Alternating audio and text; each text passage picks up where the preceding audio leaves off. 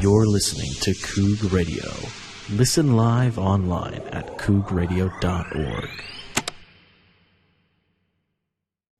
Welcome back to Earworm, episode 5. The big sleep. But not death. Not death. Not that kind of big sleep. No. We're talking hibernation! About, yeah, hibernation. People that go nighty-night for a while.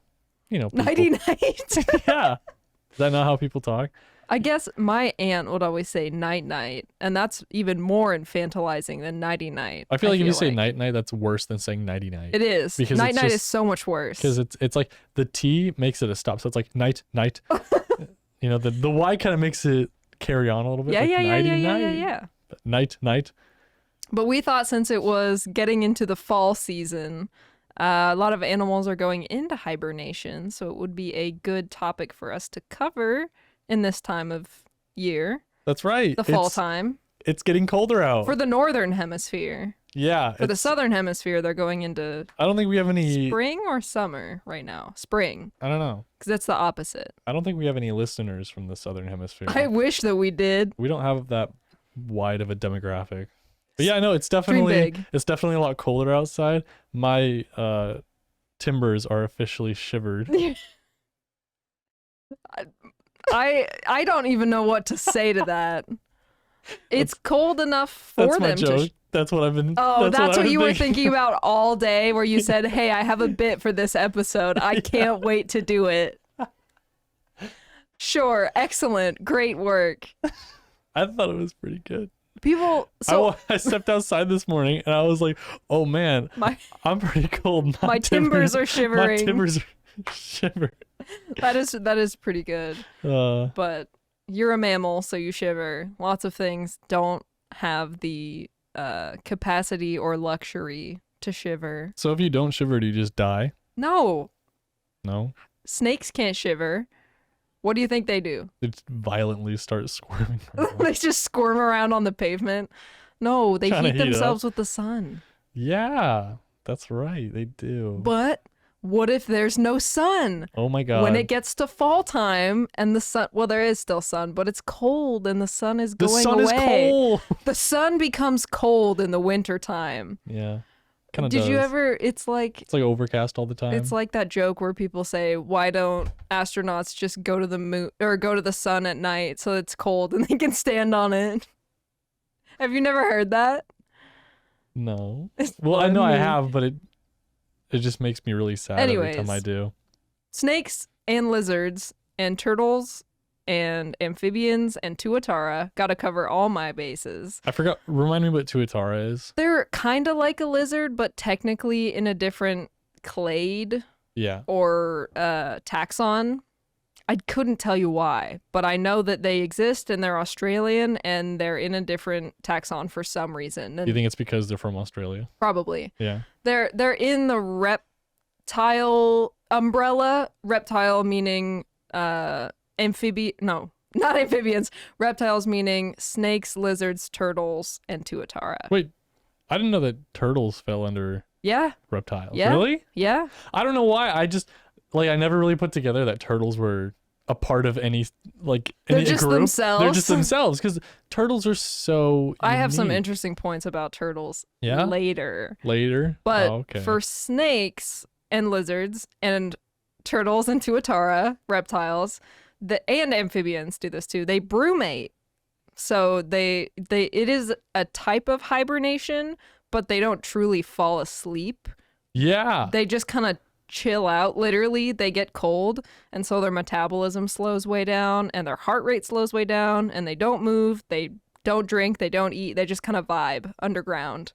That's actually something that I found during our research for this episode too. There's so many different types of hibernation, but it's like each species has their own way of saying hibernation. Yeah. Like bears, it's just hibernation, but there's also walking hibernation, and then there's torpor, and there's torpor is one that I came lethargy across. And other it's like, things girl, like just that. say you get eepy in the winter.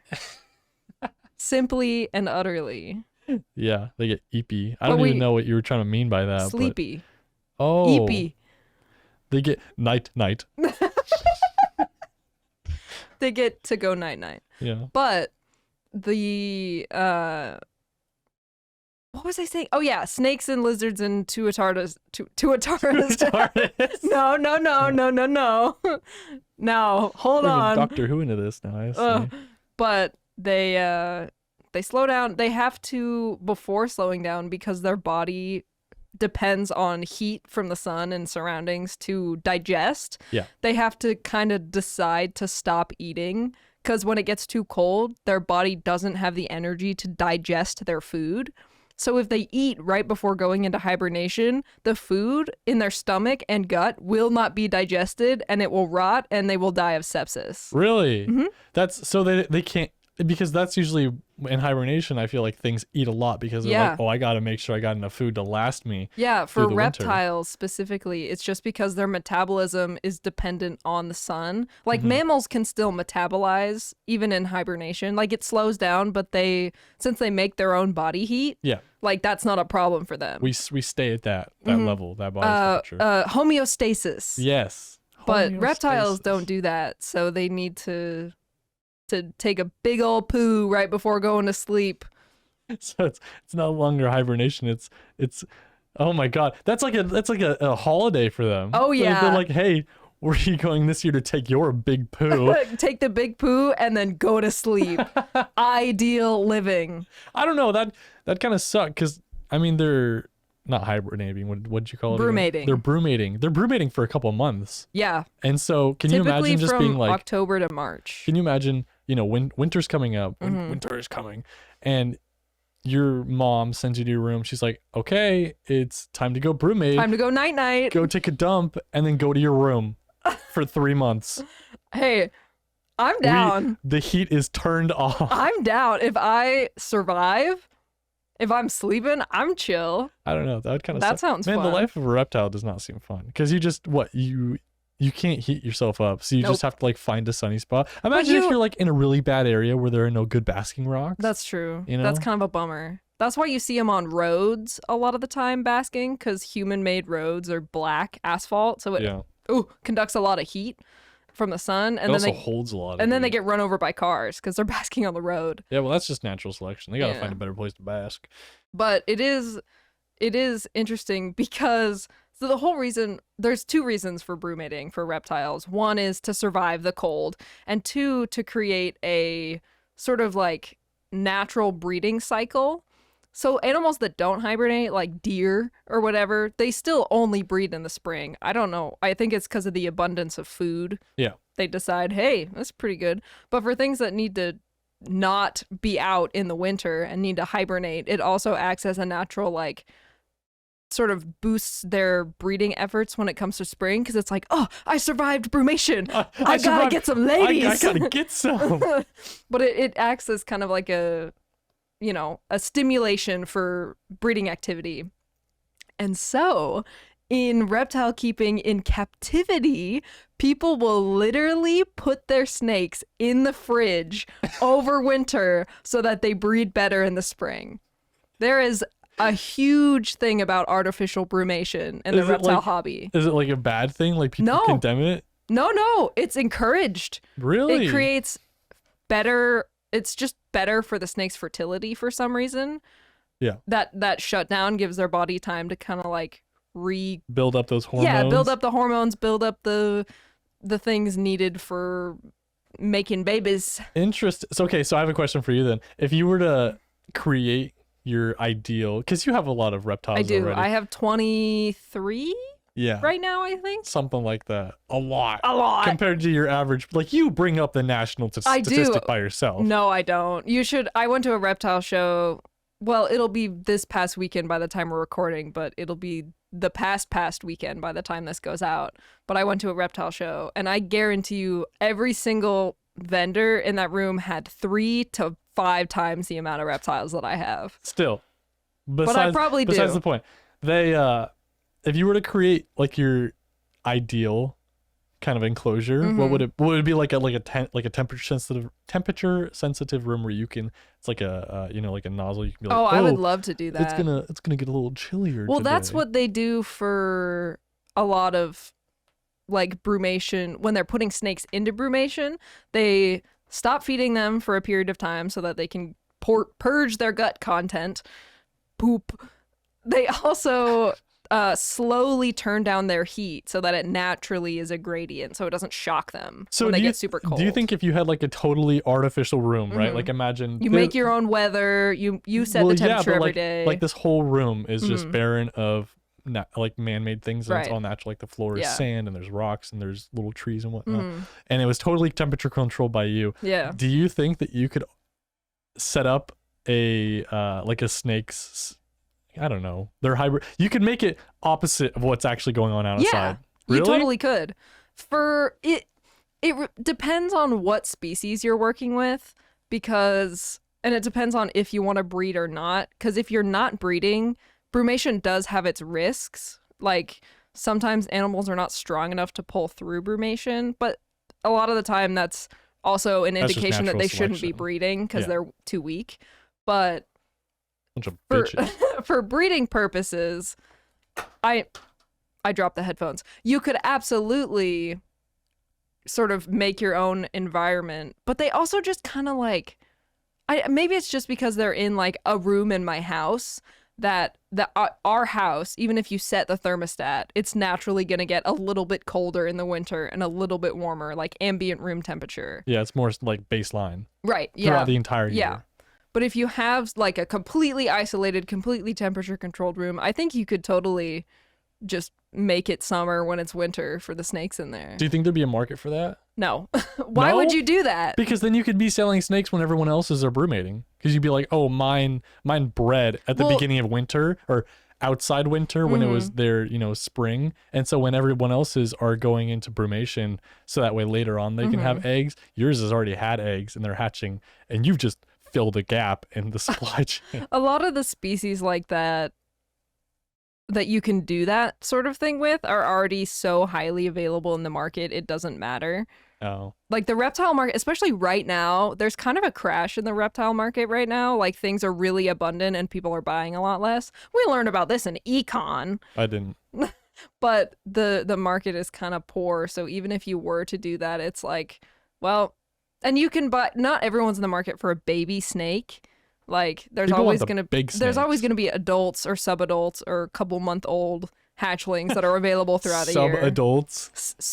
Subadults. Subadults? Yeah. Like juvenile. Why didn't you just say juvenile? Because the word in the reptile is subadult. But almost an adult? Yes. I'm just large child now. Or big child. I'm big child. Yeah, but I don't think that could be cool for like if you wanted to create a really enriching, really natural habitat for an animal, you could do that. But if you're just looking to breed, there's more efficient ways that is just as enriching for the animal to take part in. Yeah, I guess. But it is a very funny thing that there is no like brumating machine or like specific thing you're supposed to do. They literally will say like, put them in the garage, put them in the fridge, take an old fridge, crank it up as high as it'll go, put them in the fridge. That's what everybody does to brumate. It put them in the fridge. Yeah. Like, oh, that snowbank outside, just stick them in there. Just stick them in the snow. Oh man, do you think that like if your power went out one day in the middle of summer, and let's say that you live underground, right? Yeah. And so the temperature starts to decline, and all the snakes and all your reptiles will be like, oh no, brumation's coming early, and they'll just all start like violently shitting, and then they'll that can happen. That'd be really funny. I mean, not for them, but it'd be kind of funny. One thing I found, now that we're on the topic of freezing, is the Alaskan wood frog. Oh. They just freeze. Oh, explain. Like they freeze solid? Yeah, they freeze solid. If you picked one up and banged it on the table, but like it wouldn't hard. Pop. It would be like a rock. Like you have hundreds of these guys and they're just, hopping around one day. The temperature starts to rise. I don't know exactly if they start pooing everything out like Probably. the snakes do, but based off your information, they most likely do. But yeah, they poo it all out and then they kind of just hang out, and it's just freeze. It's like a movie moment. It's like, it's my time. And then they just freeze. They freeze over with ice. And they freeze for months. And they're frozen solid. And I don't know if they're the only animal that does this, but they're one of the only things that like truly freeze. Like they are frozen. Wow. And then after, months and months, and it starts to heat up, they just thaw out, and then they just start hopping away. Jumping. But That's really cool. Then it goes into the whole frog orgy. Yeah. Breeding season. That's spring is the season for love. Yeah, but which I don't understand why Valentine's Day is in February if all the snakes and lizards and frogs and other animals that hibernate are still sleeping. Well, I think it's because if you look at the last few years, I think that winter has been and all the other seasons, I think they've been getting pushed back. Yeah, I would agree. I feel summer has lasted well into the school year for the past couple years. Yeah, but now winter's gonna last well into when spring was. Yeah. It's just everything's getting pushed back. I think it's that natural cycle. It probably has something to do with climate change. Yeah. But it's just kind of interesting. I wonder if in 50 years or so it's gonna be totally flipped in certain areas. And we're just not gonna change the names. And there's gonna be ancient recounts of summer. I got my snowshoes. Yeah. I mean, that's how it is in the Southern Hemisphere. They still call it, they don't call it summer, I don't think, down there. When summer it's squared. Summer 2. Summer 2. No, but one thing about this is we've briefly mentioned this with past animals and insects that we brought up. How did this guy evolve? What happened to him that he decided to survive freezing? It's because there's like something in their blood.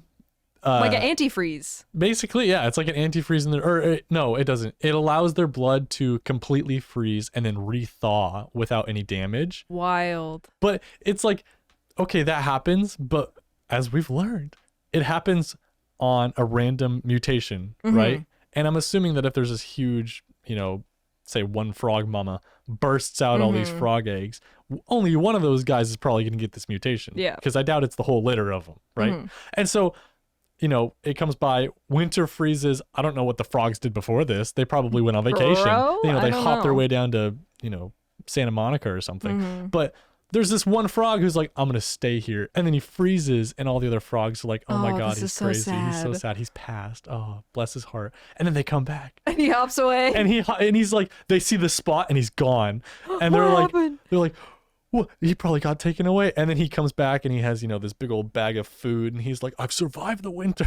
I wish that I was him. Yeah? You'd be a frog legend forever. The first frog to get frozen and to thaw out. That is such a... about the blood thing, there's also species of bugs that do that. Like wasps have the sort of antifreeze in their blood. Man, wasps so that they don't... I know. Like, they have every adaptation to be good, and then they use it for evil. I mean, yeah. Okay, but you got to think about it, though. If you were given, like, an insane amount of power... I'd use it for evil. I always... I don't know if I've talked about this with you. It's probably been brought up. But if, like, telekinesis... If I had telekinesis, I would be the worst person, especially when driving. Like, I'd be going down the road, and someone would cut in front of me, and I'd be like... sideswipe. I'm just gonna throw your car off the road. Yeah. Make you do 3 flips in the air. I mean, even if you just, like kind of swipe at their so you back would kill tire. People. Well, no, maybe. I don't know. It depends how bad they, like, because you could just kind of like, oh, I'm gonna push you into the barrier. Like if they cut me off and then flipped me off, death. Yeah, it's be like, okay, you're going into the other lanes of traffic. You're going over the bridge into the water. Yeah. What do you think? Oh man, what would be like the best and worst thing you could use telekinesis for? Because I feel like telekinesis, it's equivalent to like the force, but it's just that one part of it. But I feel like it's kind of overrated. I feel like the best thing you could do is really improve the architecture industry. What? Like building buildings. They have to get big cranes and like all this equipment. You're just there lifting yeah. You know how expensive cranes are? I guess it depends how much you can lift, right? Yeah. I never understand. I guess each genre that uses telekinesis is different. It's different because I know some of them it's like you can only lift what you could actually pick up. Yeah, so I would be able to lift like probably my cat, and that's about it. A 40-gallon terrarium. That's how much I can lift. I don't know. What if it was? Oh man, what if it was like 10 times your weight? That'd be sick. Then I would join the architecture industry. You still couldn't lift that much. Well, it depends on if we're building with wood or concrete or whatever. I could still help. Okay, I guess that's true. It'd take a strain on you, though. The worst thing you could do is like write, I think. Yeah. Because imagine like trying to do good handwriting but with no like hand support, I feel like it just wouldn't. I feel like it'd be end thinking about it. I don't know. I feel like it'd be really hard. Because if you sit down and you think about writing the word the, you know, Yeah. you can imagine, you can almost Would your feel, mind handwriting have a different style than your hand oh my God, handwriting? you write and it's like nice calligraphy, and then you do it with your mind and it's like Comic Sans. Yeah. I guess with that type of thing, it'd come down to practice, right? Yeah. How do you think you would train? Would it just be like you have to go to the gym and lift things with your mind to Yeah. get better at it?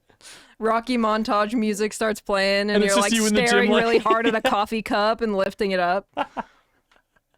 Oh man, that would be. I don't know. If I got telekinesis as a superpower, obviously I'd be psyched. But Yeah. if I saw someone else and they were like flying around, I'd be like, I'd be well, like, could you pick up yourself with your mind with telekinesis? If I pick up my own arm, if I pick up my fingers with my Yeah. mind, theoretically I could lift myself into the air. yeah, but what would you pick yourself up by? My fingers. So you would just feel this, Well, not my maybe I'd put my backpack on and then and then and pick lift your up my backpack. This is genius. Like, what isn't that? I think that's what Magneto does. I have no idea. I think he has like little wristbands. It's And like he just says, it's like the friendship bracelet, but it's made out of metal. Oh, Yeah, I think nice little love story for Mhm. him. He's got all these. Different speaking of friendships. things falling out of the sky, Oh, kind of related. With reptiles, they can only handle a temperature drop of so much. Like even for ones that are adapted to living in colder climates, like here, if there's a giant cold snap, like they're gonna die. It doesn't Yeah. matter if they're already brumating, which is why Oh really? in Florida, It doesn't Even- get cold. even though, hold on, in Florida, even though there are like tons of reptiles and they're invasive, so they've established themselves and now they're used to the Florida climate, if there are major cold snaps below a certain temperature that they're used to, they will still die. Which is why if you go to Florida in the winter and it gets cold enough, iguanas will literally fall out of trees. They get so cold that they can't grip the trees anymore and they'll just fall. It's like trying to do something outside, like screw in a bolt, and your fingers are frozen. You're just kind of like, you're just And then you fall. pawing at it at that point. God, can you imagine being at Disney World and you're like outside having a nice time? Wow, with it's your... beautiful. Yeah, and then an iguana falls on your head or falls on your kid, takes him to the ground. Oh no. I think that'd be great. I would, if I ever go to Florida in the winter, I'm gonna have a hat that's like a bowl shape. So if any iguanas fall on my head, I'll just be able to pick them up real nice. You know how stupid you would look with a bowl on your head? Yeah, but as soon as an iguana falls in it and I save the life of that iguana, no one's gonna be laughing. I thought you were gonna say as soon as it falls on someone else, you're gonna look at him and be like, You should have had "You my should bull have had hat. my bull hat." That too. Oh man, that would be the worst way to die. Can To you get imagine? crushed by a falling cold iguana. It's just a solid frozen iguana. Could Would you have that put on your tombstone? Yeah. Death by iguana. So I was just thinking about the frozen frogs you were talking about. Yeah. The wood frog. And you know the frogs in Avatar: The Last Airbender that they would suck on that were Oh, yeah. frozen? That's super. I think that must have been an inspiration for that. Maybe. I don't know. I just know that they. Well, As soon as you said this frog freezes solid, the first thing I thought of was putting it in my mouth. Like, I'm not going to lie to you. I would hate to go to Alaska with you and just we're on like a hike, and then I'm like, oh look, it's one of those frozen frogs, and then you just I just turn around and you have like 5 of them in your In my mouth. cheeks. You just suck. They all wake up because you de-thawed them. Boing, boing out of my mouth. Oh man, that would really suck. How do you okay, this is actually something I wanted to talk about. How do you think it would be for humans if they had that ability? Because To freeze? there's like rare instances where that's happened. Captain America.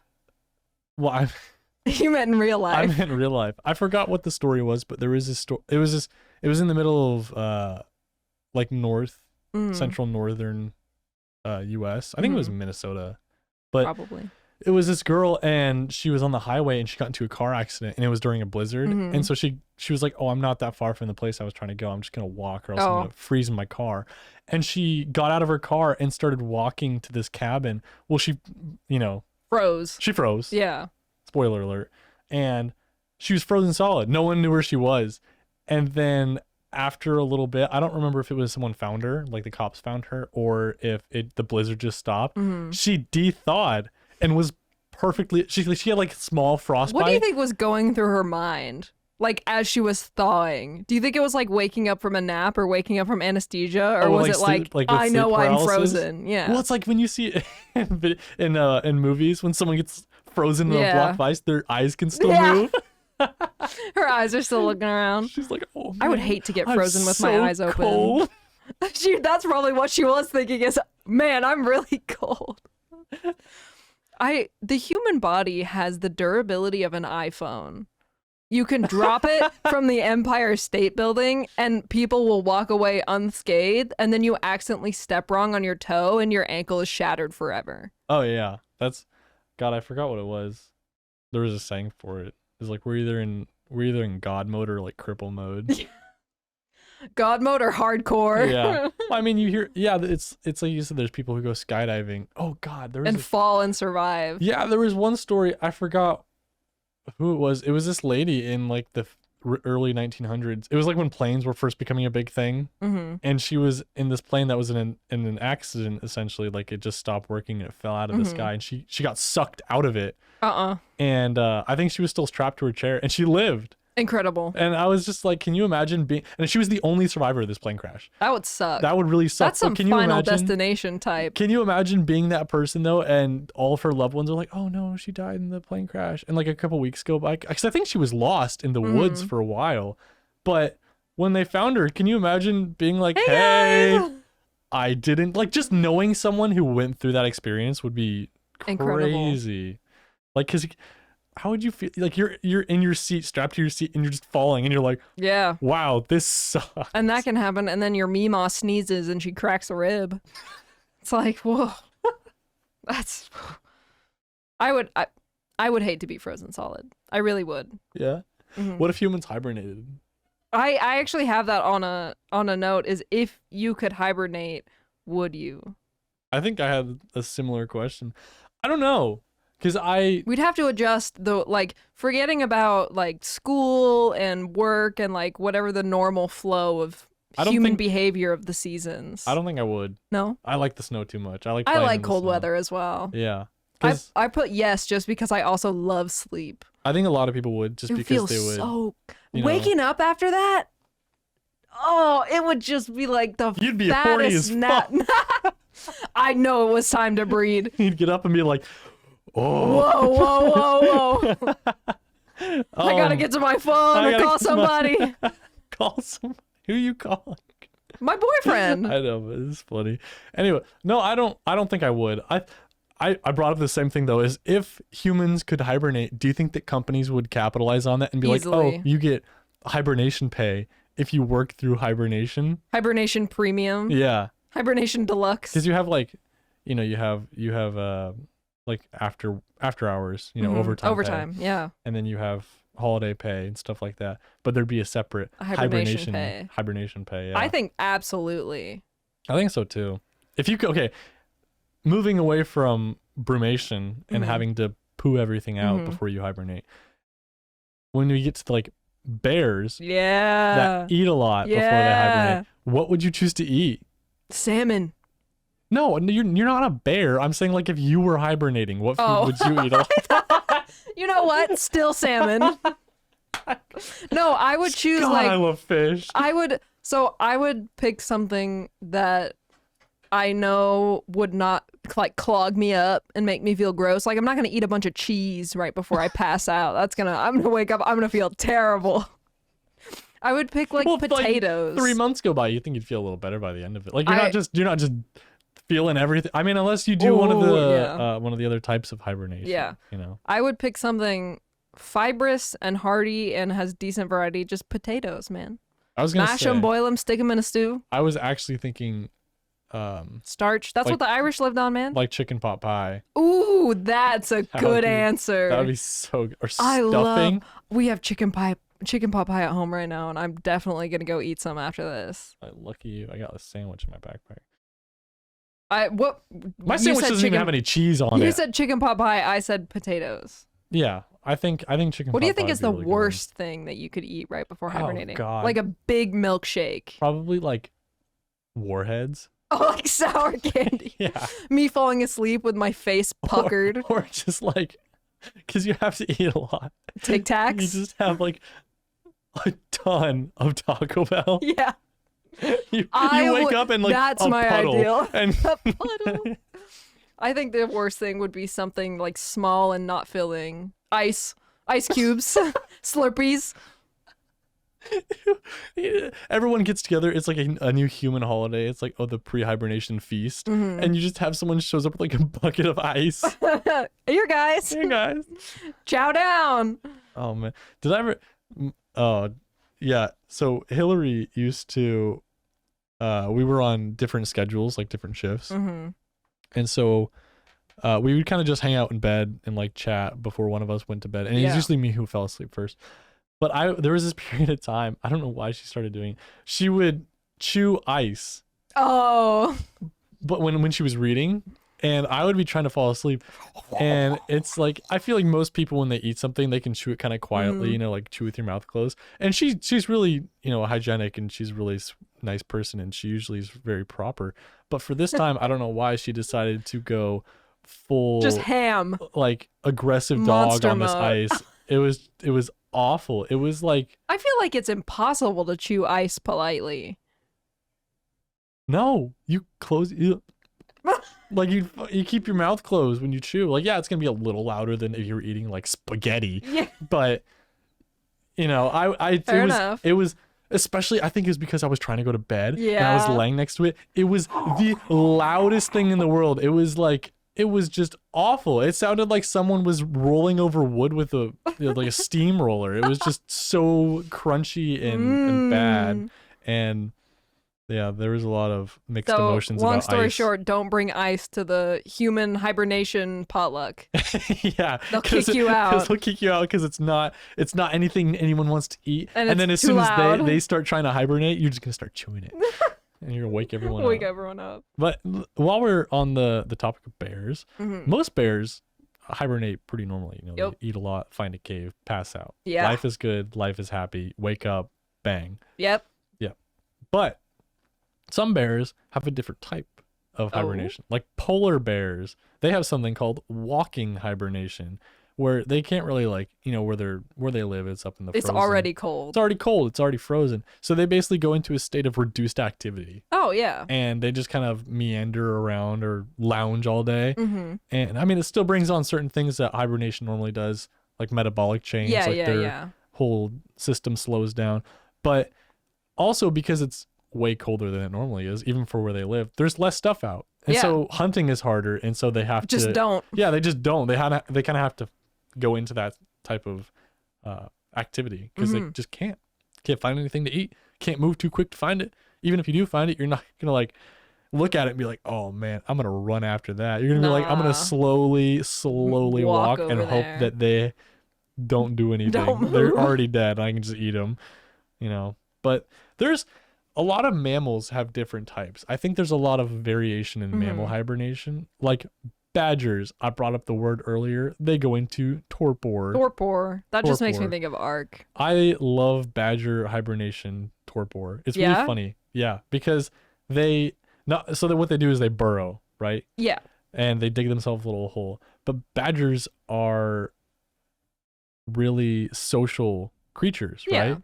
And so what they if I have this right, what they end up doing is they'll go into a hole together. Like Aw. but it's in separate chambers. Oh. So it's like a little underground hotel. Aw. And Like a little apartment. yeah, exactly. And so they also do something where they'll wake up pretty, not super often, but every now and then they'll wake up from Occasionally. torpor, and they'll check on each other, and they'll do like Aw, health checks. That's so They'll cute. clean themselves, and it's really sweet and That's wholesome. really wholesome. I know. I really like badgers after reading about that. That's a great new pickup line. Hey, baby, are you a badger? Because I want to fall asleep underground in a separate room than you and then check on you every couple weeks and clean your fur. I want to torpor and chill. Torpor and chill. I guess torpor Those is are chilling already. synonyms. What would be good doing? Like I don't. I really like torpor and chill. I think that's really funny. I'm trying to think of a good one that's like Netflix and chill, but like torpor and something that ends in R, because it's Oh, I see what you're saying. yeah. I don't know. I'll have to get back to you on that one. That'll be a next episode talk. Next episode, the first things out of our mouths is going to be whatever We're decided that would be. We're going to be listing off all these different things. Torpor and Borpor. I don't know. There you go. But anyway, there's other things. This guy isn't really special as far as hibernation goes. Mm-hmm. But I was just looking at different animals that hibernate. And the fat-tailed dwarf lemur. The fat-tailed dwarf lemur. He's first off, he's one of the few primates that actually hibernates, for a few months out of the year. And he's just the funniest. Oh, he's cute. He's the funniest little guy. He's nocturnal, and he's called the fat tail lemur because he just has this big old fat tail he does. That is made for storing fat for hibernation. Yeah, like a camel hump or like a leopard gecko tail. Man, camel humps were always weird to me. Like, is it just like a gallon of water that just has like skin a thrown over bag. it? Yeah, like what is it? Like what's in it? Because it's not just fluid. Because if you step on it or sit on it, it'll like wobble. Like a waterbed. Yeah, you like slap it and jiggle a little bit. But it's really solid. Is it? It's muscle. It's muscle. Mm-hmm. And cartilage. So what do they just eat off the muscle? Yeah, pretty much. Or they pull the liquid, the moisture out of it. They don't like drink out of it. It goes through their bloodstream. If you have a camel that's been separated for a really long time, he comes back, he just has these really wrinkled humps on. It's fat mostly, is what I'm. So if you see a camel with no humps, does that mean he's in like bad shape? Yeah. Really? Or like smaller humps. Oh. Yeah. God, at one point there's got to have been some camel with massive humps, and all the other camels are like, this guy eaten. Like in ancient times where being fat was like a symbol of being rich and whatever and like high status. Yeah. Same with camels. Same with camels. I feel like that's the same for a lot of the animal kingdom. Yeah. If you're big and chunky, you're winning. Oh, who won the fat bear contest? I don't know who won this week. Was it? I think it was like Chunk, wasn't it? Chunk. Was it Chunk? It was from October 4th to it was 10th. Grazer. Grazer won? Grazer won. 128. I don't know if that's his name. 128. No, that's Grazer. his number. Oh. God, how many bears competed? There's like 30 or something. Really? I feel like there's only a few that Okay, there were 8. I was wrong. It ran from October 4th to October 10th. So, a little outdated by the time this comes out, but I still love. Oh God, my favorite is still Bear Force 1. Bear Force 1. He is a unit of a bear. Like that is a big boy. Yeah. This is when you look at these bears, this is what you think of when you imagine the photoshopped image of fat bears. Yeah. There's that one cartoonist who does all these different drawings of just really, really fat animals. They're basically balloons with like little stick figure legs and Love arms. it. And that's what these bears look like. It's beautiful. I only found out about the fat bear contest a couple weeks before it finished this year. So I wasn't able to place any bets. No. But I would have put all my money on Bear Force 1. Yeah, probably. I think he's my go-to. He's so funny. There's one called 747 though, which is pretty funny. Like that's his ID number. You think is it? Yeah. Is 747 Bear Force 1? Yeah, that's his official name. But Bear Force 1 is his nickname.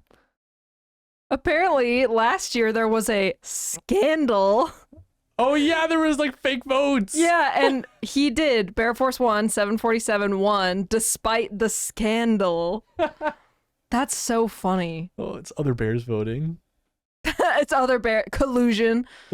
It is a funny little. It's a collaboration with the national park in Alaska that the bears live in, and I think they do raise money off of it somehow. That's awesome. Yeah, it's very wholesome. Bringing in all these bears. Speaking of, so you were talking about torpor, like reduced activity, walking hibernation. Yeah. In captivity, in zoos, in biological whatever, where they're in a controlled environment. They just turn down the temperature. They don't need to hibernate.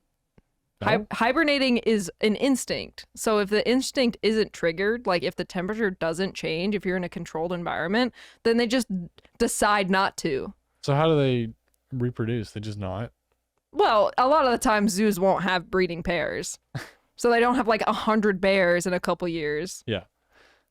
But they don't hibernate in zoos, but they do sometimes in the winter because it still gets cold outside. But they have, they have heat mats inside. They have ample food, so it's there's so much food and resource around. They're like, I don't need to fall asleep.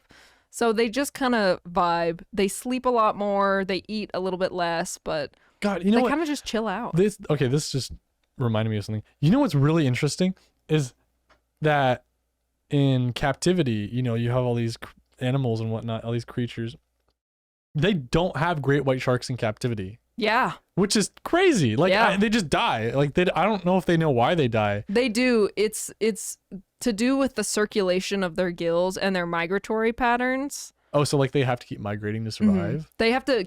A lot of sharks have propulsion respiration, so they need to be moving forward to pump water through their gills to survive. So if you hold a shark in place and don't let it move, it'll suffocate. Yeah. Even if it's underwater. So if they don't have a large enough enclosure for the shark to like move comfortably, obviously that can be a big problem. So they've just never had a large enough enclosure. Well, they have put them in these massive, massive enclosures, but the sharks always end up banging their heads on the glass and just killing themselves. Stupid shark. Because they have such a wide range in the wild that they'll literally travel across the globe. Yeah. And then you put them in like the equivalent of like a penny, and then they're like, well, it's been a good run. I think the one that lived the longest in captivity was like 6 months. That's crazy. That guy must have been struggling. Like he was probably pretty upset about that. Mm-hmm. That's so I always love the ocean, how we haven't explored most of it. Yeah. I still love the idea that there are some massive, massive sea creatures that we just don't know about. I would love for that to be true. Except if it was like, what is it from Pacific Rim? Oh, I don't know I know what you're talking about. I don't know its name. Like, what is the kaiju? Yeah, like Godzilla type. Yeah, like that would suck, but it'd be really cool. But it'd kind of suck. Yeah, for us anyway. It would suck if it had ill will. If it was just down there vibing and be like, oh, this is so cool. Every now and then he pokes his head up and he's like, hey guys. Maybe like flips over a boat or two and then he's like, all right, I'm going back down. Yeah. That was enough for this century. That'd be great. But I don't know.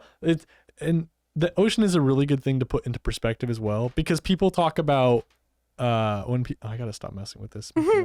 When people talk about aliens, for example, they're like, oh, we haven't found any aliens, so there's probably not any aliens. And I don't remember who made the quote, but Neil deGrasse Tyson was the one who kind of brought it up, who I heard it from, and it was saying that there are no aliens in the universe is like taking a spoonful of water from the ocean and saying like, there's no whales in here. Yeah.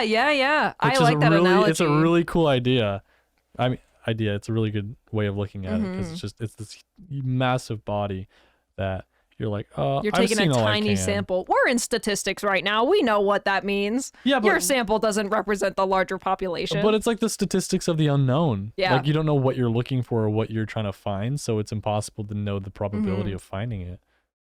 Crazy. Yeah. I didn't mean to get so philosophical. Yeah. I love aliens. Love the idea of aliens. Do you think aliens would hibernate? It depends on their cycles of the what they do, what their seasons are like on their home planet. Yeah. What do you think would be like a weird hybrid? Like if we were to find aliens and they were just like let's say like they looked exactly like humans, and then it started getting cold outside and they're like, oh, what do you guys do for hibernation? And we're like what now? The what now? And they're like, do you wear guys... a big coat, girl. Go to bed at 8 p.m. because it's dark outside. Get your scarf on and grab your mittens. It's time to sled. But that'd be weird to meet another sentient species that actually hibernates. I think it'd be really fun. Yeah, because the smartest things on the planet are like dolphins and octopus, and they don't have to hibernate. The water, that temperature's vibing, and if it does drop, they just go somewhere else. That's true. You have all these other all these smart species, and they just live in these controlled areas. And they figured it out. And you have humans who are just like all over the place. They're like, this place is cold. Looks all right. I'm gonna set up shop I'm gonna live in the hottest climate, the worst possible for human existence, and I'm gonna love it. I was gonna say, do you think there was ever people like when humans were first, kind of perusing through the earth trying to find a good place to set up shop? There was one who lived in like a really warm area, and then he started traveling and he got really cold. And what do you think that was like for him? to experience just being cold for the first time. Well, it's like if someone from Florida moves over here and it's like 50 degrees here and we're like, oh boy, short-sleeved weather. And they're like in a giant coat, big hat, shivering. That's true. I guess I never really thought about that. People just kind of, what is the word? They bioregulate. That's not the word I was It's not. thinking of. It's also not a word. No, it totally is. Bioregulate? It might That's be. too fancy of a word to not be a word. Let me look it up. A lot of Bioregulation. hey, there you go.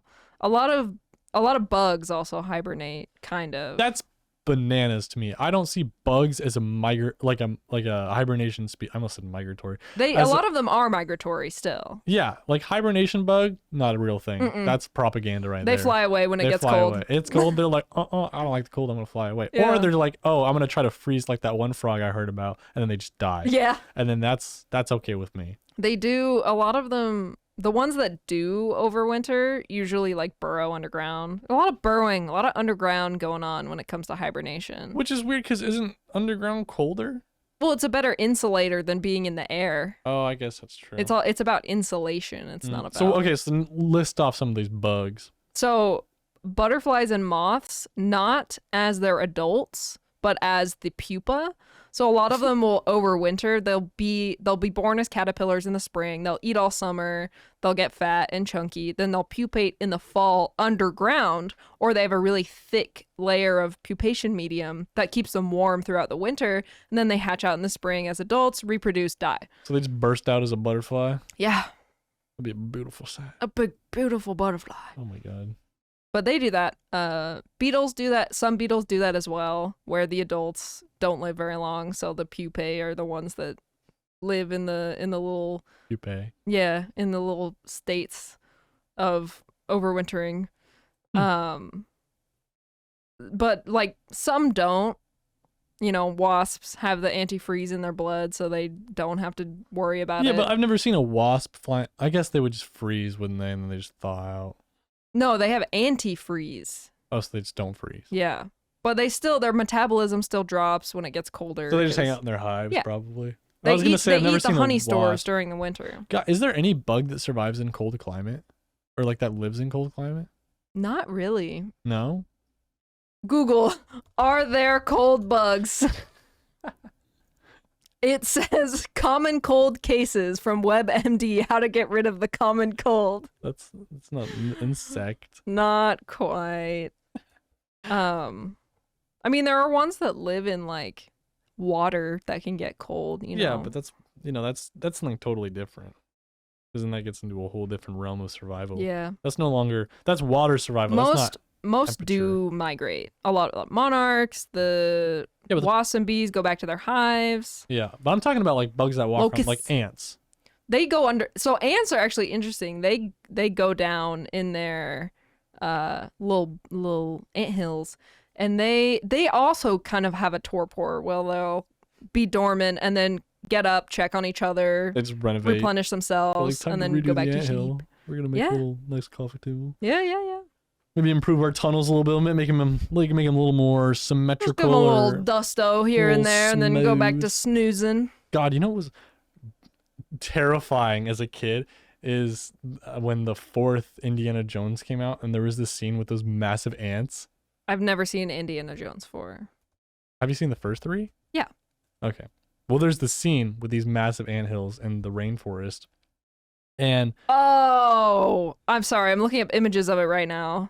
Yeah, they carry people away. That is are those real ants? Because I get it's somewhat fictional, horrible in the way they present things sometimes. And so just having these massive ants that are able to just take people away. They look like thatch ants. Thatch ants? Which is, I've talked about thatch ants before, because when I was in the field, they were the bane of my existence. Yeah, but they weren't that big. They were decently big, but not as big as the ones they're showing here. Yeah, the ones they're showing there are like the size of your palm. They're also like, they look, there are some shots of them that are really goofy.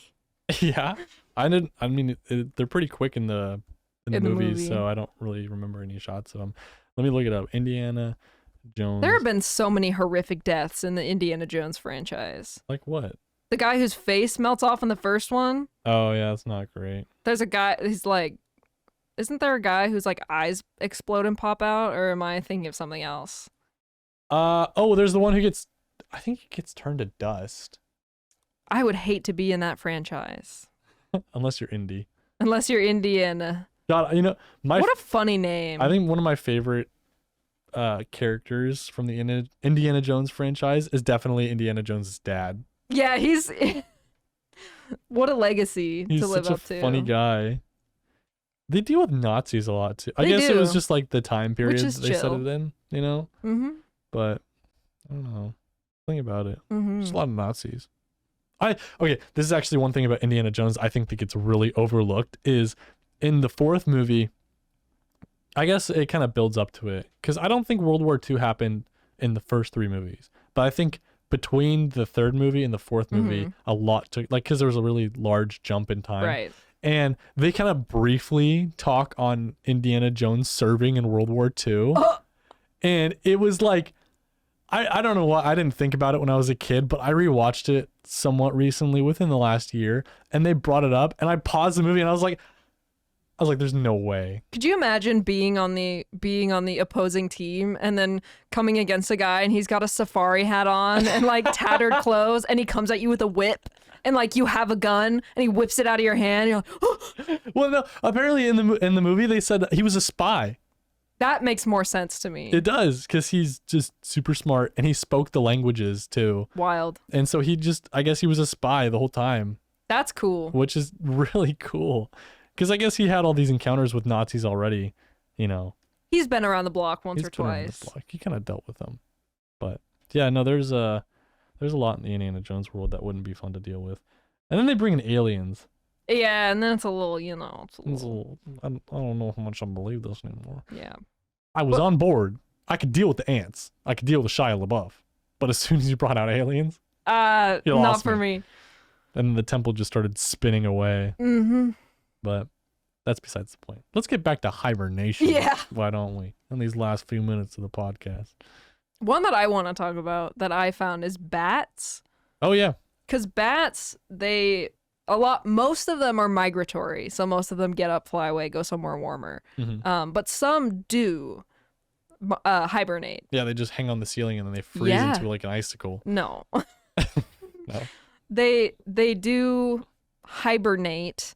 But it's similar to torpor. They still call it hibernation. Some of them do it for like a couple hours on a particularly cold day to replenish themselves. They just decide, oh, it's too cold to hunt. I'm just going to take a little nap today. And then some of them do it like for 6 months out of the year. That's a long time to hibernate.